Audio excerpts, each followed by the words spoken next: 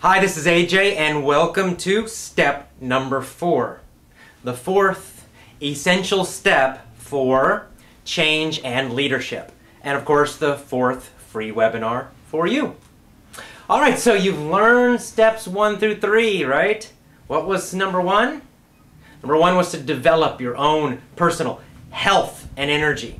It's really the foundation. Without that, hard to do anything else. Step number 2 was to develop your own purpose, your own personal purpose. And this might grow and change over time, but it's something that gives you passion, or several things that give you passion. And that's going to give you a lot of drive and motivation in your life to do anything. Those are the two very, very general ones that are the foundation, the core for everything else. All right, and then, of course, in number 3, we learned how to understand deeply, right? That it's not enough just to quickly think about something. You really got to understand yourself and the situation and others very, very deeply before you start trying to make a lot of changes and doing a lot of actions. Of course, once you do that, now you're ready to really get into it. So what is step number 4? If you really want to make a big change in your life, it's a change you've had difficulty making in the past, that you just can't seem to get that success that you want, and you're frustrated. You don't know why. Why can't I do this? What's the problem? Well, you have 3 things now that you can do, those first 3 steps, and now on to step number 4. They're all important. The 4th step is to get emotional leverage. Get emotional leverage. If this is a change you're making for yourself, using the common example of wanting to jump your English level higher and improve your English a lot, or anything else, then you got to get emotional leverage on yourself. Leverage, this is sort of the little symbol that we'll use for leverage. And if you're trying to change other people for the better, something that they want, and you're trying to help them, then you also have to help them get emotional leverage. What is leverage? Leverage is, it's kind of a physics term. It just means it's something that multiplies force. It multiplies force. So, for example, if I'm trying to lift something heavy, I can just try to lift it straight up, right? That's no leverage. I'm just trying to lift it myself. Or I can get a stick, right? And I can and put like a piece of wood, and then I can try to use the wood to help me lift it up. Or I could get ropes, and they would go up to pulleys, you know, and go up, and then I would pull the rope up. Those things give me leverage, right? They multiply my effort. With the same amount of effort, I can lift more. I can do more.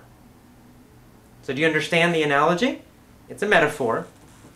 We're comparing it to something physical like that. So emotional leverage means some kind of motivation or emotion or belief or idea that helps you develop more emotional power to change. See, emotion is what is important, not logic. Right? We all tend to focus on the logic, what's very reasonable and rational and logical, and we think that that's going to give us the motivation and the power to do something. So, for example, with your English speaking, you can think of all the logical reasons for improving it. It will help you get a better job, and it will, help you go study abroad, or you'll get a higher TOEFL score, whatever, right? These are logical, rational reasons, but they're not emotional, right? They don't make you get like super excited and wah, crazy, right? That's what you need, though, if you're really going to make a big change. Because when you try to make a change, guess what happens? You encounter problems. You encounter difficulties. It's not always just simple and easy and everything's wonderful every day. Well, if you're going to get through those challenges, you've got to have tremendous emotional power. So it's not enough just to have a rational, logical reason. To make a change, you need emotional leverage. It means strong, powerful, emotional reasons to change. Let's get another common example. Let's say getting healthier, losing weight. Well, there are millions and millions of people who want to lose weight and get healthier. My mom's a great example. My mom has been telling me that she is going to lose weight and get healthier for decades. Since I was a teenager, right up until now, and hopefully she'll never watch this video. She has been telling me, oh, I want to get healthier, oh, I'm going to lose weight, oh, I'm going to lose weight. She's been telling me this. She's told me 1,000 logical, rational reasons why she needs to do this. Yet she has not done it. Why not? Because she did not get powerful emotional reasons that made her want to change so much that nothing could stop her, that would really just force her to change. That's what emotional leverage is. You got to focus on the emotion, not on the logic. So how do you do this specifically? Well, the number one thing, and it's not pleasant, and it kind of goes against the whole idea of positive thinking, is that you have to connect a huge amount of pain, emotional pain, to not changing. And as part of this, you have to, step number 2, stop minimizing. Let me give you an example and I'll explain what minimizing is. Let's say my own health. So about 2.5, 3 months ago, I weighed 170 pounds. And I don't know what that is in kilos, but it was basically 20 extra pounds of fat on my body. And I had it for, I don't know, 3, 4, 5, 6 years. And I was constantly minimizing about it. Like I would tell myself all these logical things. Oh, I want to get rid of this fat. Oh, look at this fat I've gained. Oh man, I'm heavier. 20 pounds too much. But then at the same time though, I would minimize, meaning I would make the problem seem emotionally smaller, right? I didn't want to admit to myself that I had kind of become a little, I wouldn't say fat, but chunky, right? A little bit kind of heavy. So I didn't want to admit that. I didn't want to really, because that didn't fit my image of myself. So I would say, well, it's not that bad. I mean, compared to most Americans, I'm still quite thin. So I would compare myself to people who are quite fat, and then I would feel good about myself because, oh, for me it's only 20 pounds, they're 100 pounds overweight. That's what minimizing is. It's making the problem feel smaller. You might do this with your own English level, for example. You might say, well, yes, I want to speak, super great, fluently, wonderfully, but my speaking's not so bad right now. And then you can compare yourself to people who speak worse than you, and you can kind of feel better about it, and you don't feel so bad, right? And this is normal. We don't want to feel uncomfortable. We don't want to feel pain emotionally about these issues in our life. And yet, that process of making ourselves feel more comfortable, that's what prevents us from changing.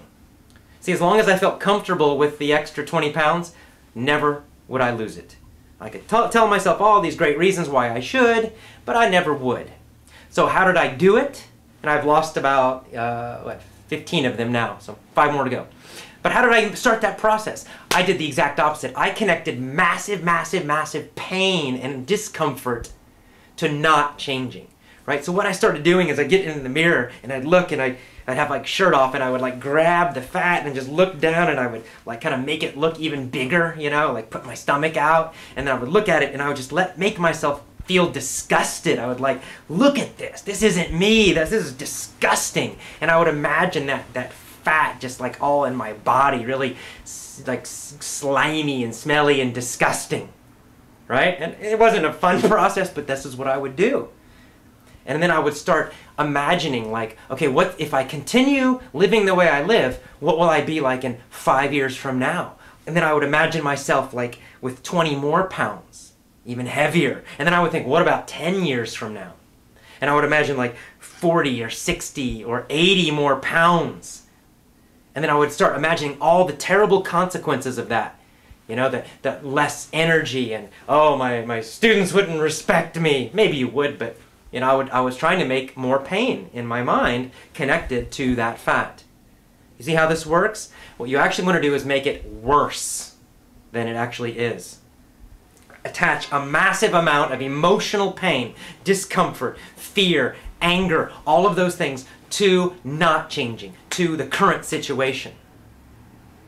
And I know it doesn't sound like very much fun, and it's not, but by doing this, you'll suddenly get a lot of energy to make that change. When I went through this process and I kept doing this, in my mind, I reached a point finally where I'm like, damn it, fuck it, I'm gonna change, right? There's no way, I'm not gonna end up like a big, super fat, huge guy in 10 years, and There's no way, that's not me. And I got kind of angry at myself, and I got angry at the situation, and I got a lot of emotion about it, a lot of painful, negative emotion about the fat and about not changing.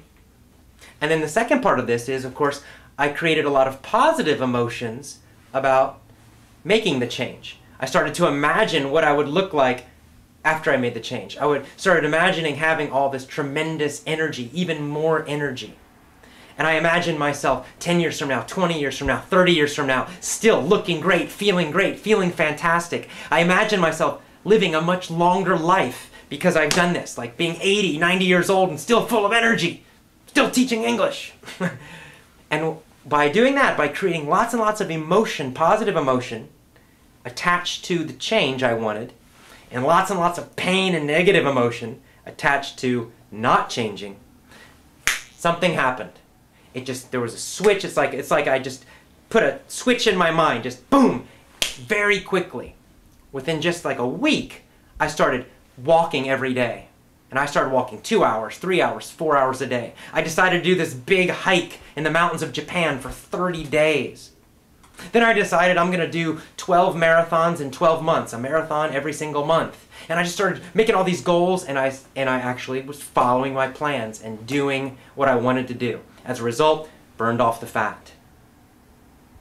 See how this works? You got just the logic. I had all the logical reasons, but it didn't make me change. I had to have the strong emotion. One more example, and then I hope you can know how to apply this to your life then.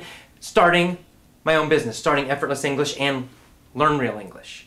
For years and years and years, I wanted to start my own business. For years and years and years, I was frustrated working for other people. I don't really like taking orders. And I really don't like working for other people.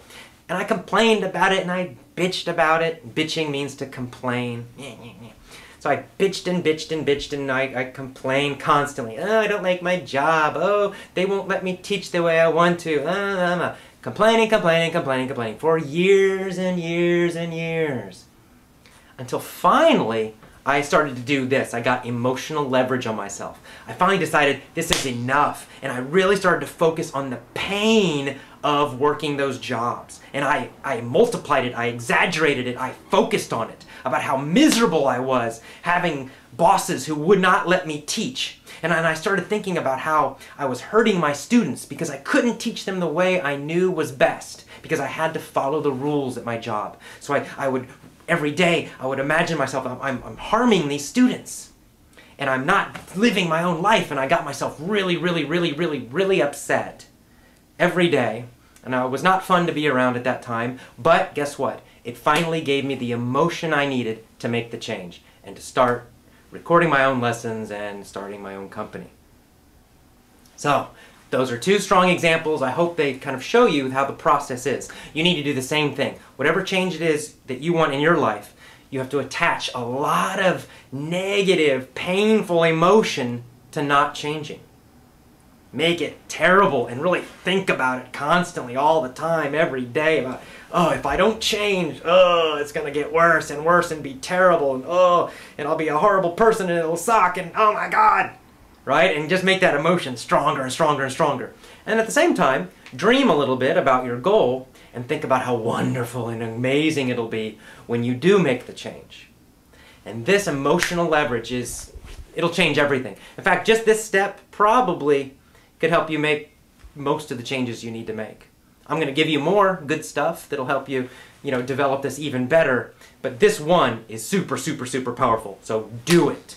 Don't minimize. Don't make the problem seem like it's okay. Make it painful. All right. You must feel it.